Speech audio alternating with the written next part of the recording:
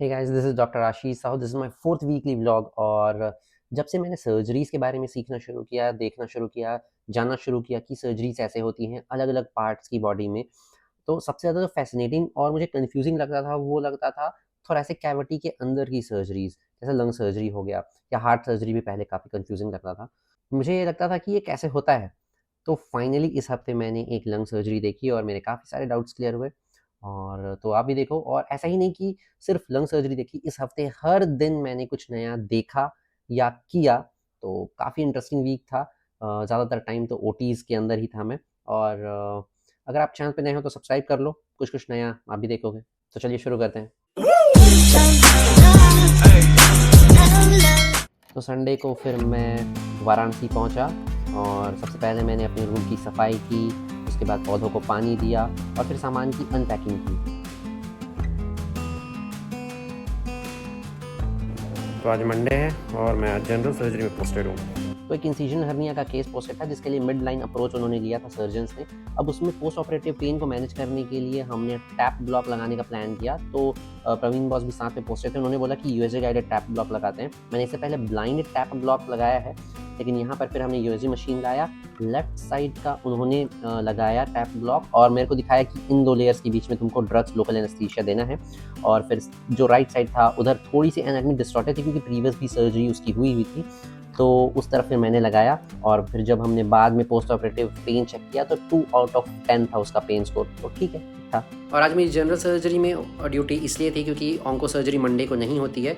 तो यही होता है, जब कोई रेगुलर पोस्टिंग है, जैसे मेरी ऑन्को सर्जरी पोस्टिंग है, वो मंडे को उसकी ओटी नहीं होती है, तो हमको कहीं और पोस्टिंग दी जाती है, जैसे फॉर एग्जांपल आईसीयू में या फिर एमसीएच ओटी में या इमरजेंसी ओटी में, या फिर अगर किसी दूसरी ओटी में कोई JR2 नहीं है तो फिर वहाँ मुझे पोस्ट कर दिया जाता है। जैसे आज मेरी पोस्टिंग थी जनरल सर्जरी में और अभी मैं जाऊँगा ऑन्को सर्जरी प्रीमेड के लिए। आज ट्यूसडे है, ऑन्को सर्जरी फिर से रेगुलर पोस्टिंग। और ऐसा नहीं है कि मेरी रेगुलर पोस्टिंग ये है तो यही रहेगी। अगर कोई इमरजेंसी वाला है, उसको छुट्टी चाहिए, तो मैं उसके रिप्लेसमेंट कर सकता हूँ, इमरजेंसी ड्यूटी कर सकता हूँ। चलते हैं। तो मंडे को हमने एक गैस्ट्रोइसोफेजियल जंक्शन कार्सिनोमा का एक केस कराया। ये केस काफ़ी लंबा चलने वाला था, तो हमने इसमें सबसे पहले एपिडुरल लगाई। ऑब्वियसली इंसिजन इस ईसोफेगस वाले रीजन में होना था, थोरैसिक लेवल पे जाके मैंने एपिडुरल लगाया। उसके बाद फिर केस शुरू हुआ। शुरू में उन्होंने लैप्रोस्कोपी से ट्राई किया, तो शायद उनको अच्छे से हुआ नहीं, तो फिर उन्होंने ओपन अप्रोच लिया। प्लान था आइवर लुइस का, लेकिन फिर उन्होंने बाद में फिर नेक से अप्रोच करके ये कंप्लीट किया सर्जरी। और क्योंकि वो काफ़ी ज़्यादा लंग्स के पास ऑपरेट कर रहे थे, तो जो वेंटिलेटर पे ग्राफ स्मूथ आना चाहिए था वो स्मूथ नहीं आ रहा था, क्योंकि प्रेशर चेंजेस हो रहे थे। और उसके बाद में हमने डाई डाल के देखा, तो उसमें फिर एक अलग से कैमरा आता है एक्सरे विजन वाला, उसमें फिर मॉनिटर में वो चेक कर रहे थे कि वहाँ पर परफ्यूजन कैसा है, एनास्टोमोसिस ठीक से हुआ है या नहीं। ये भी काफ़ी इंटरेस्टिंग था। नई नई चीज़ें होती रहती हैं ऑन्को ओटी में। और उसके बाद हमने उसको आईसीयू शिफ्ट कर दिया। बाद में वो पेशेंट ठीक था, बढ़िया, बिल्कुल। फिर वेडनेसडे को मैंने पहली बार पिक लाइन डालते हुए देखा। हमारे कंसल्टेंट जो शैक सर थे, उन्होंने पिक लाइन डाला।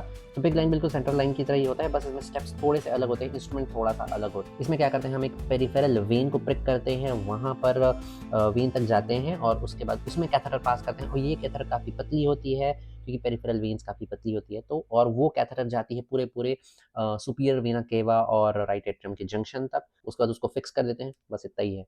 तो ये है पिक लाइन का सेट। और यहाँ पर पेशेंट प्रिपेयर हो गया है, पेंटिंग ड्रेपिंग हो गई है, यूएसजी भी हमने ला के रख लिया है। और यहाँ पे सर प्रिक ले रहे हैं यूएसजी गाइडेड। इसके बाद फिर निडल के थ्रू उन्होंने गाइड वायर पास किया और अब वो डायलीटर डाल रहे हैं। और अब इस डायलीटर के ऊपर एक शीट डाली गई है और शीट के अंदर फिर अब हम पिक लाइन इंसर्ट कर रहे हैं। और इस पिक लाइन के एंड में इसको अटैच करके एस्पिरेट करके देख रहे हैं कि ये सही काम कर रहा है कि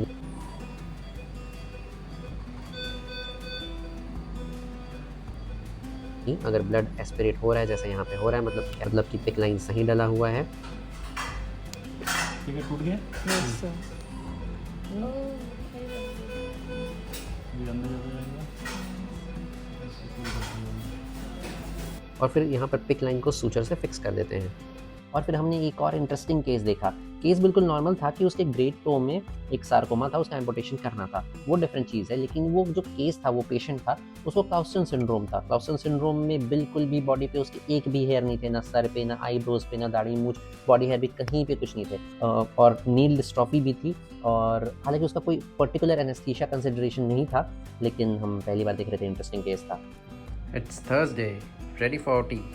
और 31 मार्च को थेसिस सबमिशन की लास्ट डेट है, तो मेरे सीनियर्स यहाँ पर बिजी हैं, थेसिस का काम कर रहे हैं, और मैं ड्यूटी से आ गया हूँ। और इस हफ्ते के बाकी दिनों की तरह आज का दिन भी काफ़ी कुछ सीखने वाला था।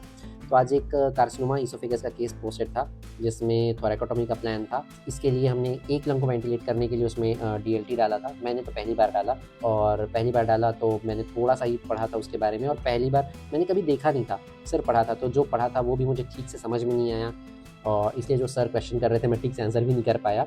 और आज जो हमने केस कराया CA इसोफेगस वाला, उसमें उसके सारे पैरामीटर्स वगैरह ठीक थे। ABG हम करा रहे थे, उसमें थोड़ा सा मेटाबॉलिक एसिडोसिस आया था, लेकिन अदरवाइज अदर पैरामीटर्स नॉर्मल थे। लेकिन बात है जब उसकी एक्सट्यूबेशन की, तो क्योंकि उन्होंने थोड़ा प्लान चेंज करके रिब्स को भी कट किया था, कॉस्टल कार्टिलेज को भी, तो सर ने कहा कि क्योंकि कॉस्टल कार्टिलेज कट हुआ है तो डायफ्राम की ओरिजिन वहाँ से होती है, और कॉस्टल कार्टिलेज सिर्फ सूचरिंग से वहाँ पर उन्होंने फिक्स किया है, तो वो वीक है काफ़ी। तो रिस्पायरेटरी एफर्ट हम पोस्ट ऑप में नहीं चाहते कि जो सूचर है वो वीक हो, इसलिए उन्होंने बोला कि हम इसको इलेक्ट्रिकली वेंटिलेट करेंगे। इसलिए उस पेशेंट को ICU शिफ्ट किया। काफ़ी लंबी सर्जरी थी। वाइटल्स स्टेबल है पेशेंट के, पोस्ट ऑप में ऐसे पेशेंट ठीक है। कल फिर से उसका पोस्ट ऑप देखेंगे कैसी है पेशेंट। तो आज भी मज़ा आया काफ़ी। अब कल जो केस होगा उसके लिए भी पढ़ना है। फ्राइडे को फिर carcinoma lower lobe of left lung, ये केस पोस्टेड था, जिसमें video assisted lower lobe resection करना था लंग का। अब ये इंटरेस्टिंग केस था, क्योंकि इसमें फिर हमको WMN ट्यूब यूज़ करना था। हालांकि कल भी हमने ये WMN ट्यूब यूज़ किया था, लेकिन कल हमने वन लंग वेंटिलेशन यूज़ नहीं किया था, लेकिन आज हम वन लंग वेंटिलेशन हमने यूज़ किया। तो हमने पेशेंट को इंट्यूबेट किया, उसके बाद पेशेंट को लैटरल पोजीशन में शिफ्ट किया। अब हम वन लंग वेंटिलेट कर रहे हैं, यानी कि जिस लंग का ऑपरेशन हो रहा है वो लंग वेंटिलेट नहीं हो रहा है। अब बताइए आपको कैसा लग रहा है? थेसिस साइन हो गया है। 100 किलो हल्का लग रहा है। एकदम ही नॉन टॉक्सिक ब्रांच हमारा यहाँ का BHU का। इसका वीडियो देखा होगा अगर आपने, आपको पता होगा एनेस्थीसिया इन BHU। पर जो थीसिस का टाइम होता है ना, कितना भी आप नॉन टॉक्सिसिटी और ये वो बोल लो, और कंसल्टेंट कितना भी आपका चिल हो, जब तक वो साइन आपको दिखता नहीं है ना होते तब तक दिल धक और बस ये बताएगा अभी जब थीसिस साइन नहीं होता तो कैसा लगता है। बॉस का बचा हुआ है अभी, वो कल बताएंगे हमको। उसका साइन नहीं हुआ है अभी, वो कल मिलेगा। कल मिलेंगे। और कल एक और इंटरेस्टिंग केस पोस्टेड है, जिसका प्रीमेट्स करने के लिए मैं यहाँ स्पेशल वार्ड आया हूँ। तो ये केस है video assisted thoracic duct ligation का, जिसमें हम EZ ब्रोंकियल ब्लॉकर यूज़ करने वाले हैं, और ये है ब्रोंकियल ब्लॉकर, पहली बार देख रहा हूँ मैं खुद। और क्योंकि इस पेशेंट की माउथ ओपनिंग सिर्फ 1 फिंगर थी, तो सर ने वीडियो लैरिंगोस्कोप यूज़ करके इसको इंट्यूबेट किया। उसके बाद फिर कनेक्टर्स अटैच किए गए। उसके बाद जो 2 ओपनिंग्स थी, उसमें से एक में फाइबर ऑप्टिक डाला और दूसरे में से EZ ब्रोंकियल ब्लॉकर डाला गया, और फिर दोनों को मैनिपुलेट करते हुए पहुंच गए कराइना पे। और फिर जो ब्रोंकियल ब्लॉकर के 2 अलग अलग चैनल्स थे, उसको अलग अलग ब्रोंकस में पुश किया गया। थोड़ा और जाइए अंदर। एक मिनट बेंड हो रहा है। और फिर वहां पर प्लेस करके इन्फ्लेट करके देखा,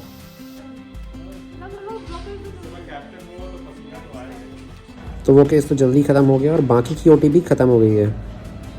और आज हमको ड्यूटी मेरी ख़त्म हो गई है, क्योंकि रोस्टर आ गया है, नेक्स्ट मंथली रोस्टर, और उसमें मेरी ट्रॉमा ICU में ड्यूटी लग गई है। जो भी था ऑन्को OT में बहुत मज़ा आया।